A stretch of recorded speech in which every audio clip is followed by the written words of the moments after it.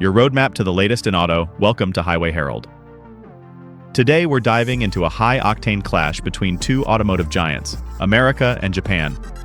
President Trump's proposed 25% tariffs on Japanese vehicles have sparked a fierce response from Toyota, Honda, Nissan, Subaru, Mazda, Mitsubishi, and Suzuki.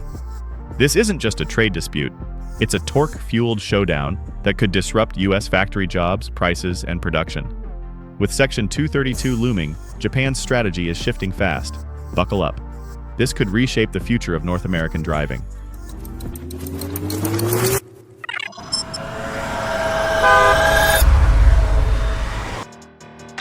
Roots of the storm, where the tariff showdown began. Back in late 2024, the U.S. government began hinting at expanding its Liberation Day tariff structure, originally a 10% blanket import duty, by targeting Japanese vehicles and auto parts with a much steeper 25% surcharge. That proposal has since evolved into a ticking time bomb, racing toward a July 9th deadline. In response, Japan's top negotiators, including envoy Ryosei Akazawa, rushed to Washington in hopes of easing tensions. However, progress has stalled. Contentious issues like U.S. access to Japan's rice markets and strict bilateral trade quotas have bogged the talks down. President Trump, meanwhile, has only hardened his stance. Branding Japanese imports as lopsided and unfair, he's pushing the tariffs as a tool to level the playing field. But experts warn this could blow a hole through decades of U.S.-Japan auto collaboration. And it's not just theory. Japanese automakers have a deep manufacturing presence in the U.S. Toyota builds over 1 million vehicles here annually, with Honda, Nissan, Subaru, and Mazda not far behind, together generating $170 billion in U.S. sales and powering key supplier ecosystems across the country. But numbers speak louder than politics. Let's look under the hood of what these tariffs could do to revenue. Revenue roadblocks. The numbers behind the crisis. Japanese automakers command about 44% of the U.S. light vehicle market, thanks to a mix of domestic production and profitable imports. In 2023 alone, Toyota, Honda, and Nissan produced over 3 million vehicles in the U.S., with total Japanese-branded sales reaching 6.3 million units, generating $170 billion in revenue and $31.3 billion in tax contributions.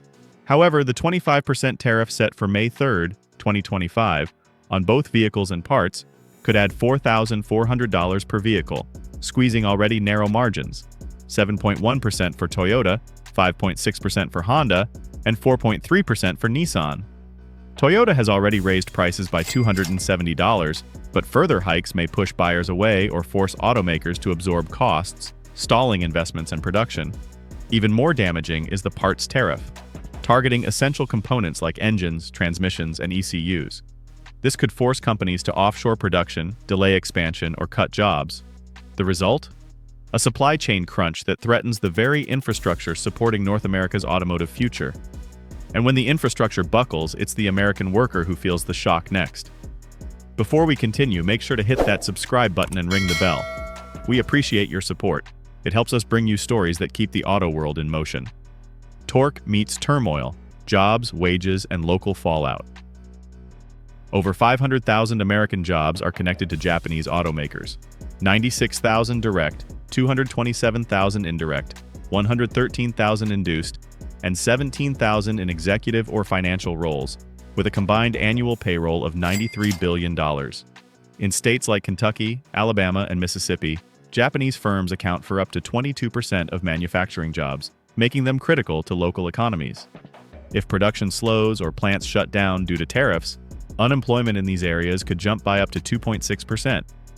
The U.S. Congressional Budget Office warns that halving Japanese auto output may slash federal revenues by $18 to $21 billion in 2026 and up to $28 billion in 2027, creating a three-year fiscal shortfall of nearly $60 billion. Investors are already bracing for impact. Japanese auto stocks are down 22% year over year as of May 2025, with funds shifting towards safer sectors like tech, renewables, and healthcare. This isn't just an industry shift, it's a community crisis. If plants go quiet, so do local diners, schools, and small businesses. The ripple effects could stall regional economies already running lean. Now let's move deeper into the industrial arteries that keep this ecosystem alive: The supply chain. Supply chain shakeup, from Kaizen to chaos. The looming 25% tariffs threaten far more than car prices. They could rattle the entire $1.3 trillion US automotive ecosystem. From factory floors in Alabama to code writers in Silicon Valley, this finely tuned network depends on seamless coordination. At Toyota's Kentucky plant, 72% of parts are sourced domestically. Honda's Marysville facility uses 68%, and Nissan's Smyrna plant about 58%. But the new tariffs target core components like engines, EV batteries, transmissions, and ECUs, striking at the industry's heart. Nearly 197,000 U.S. workers trained in lean and Kaizen practices could face job instability. Beyond assembly lines, the shock could disrupt engineering labs, R&D efforts, apprenticeships, and technical education pipelines.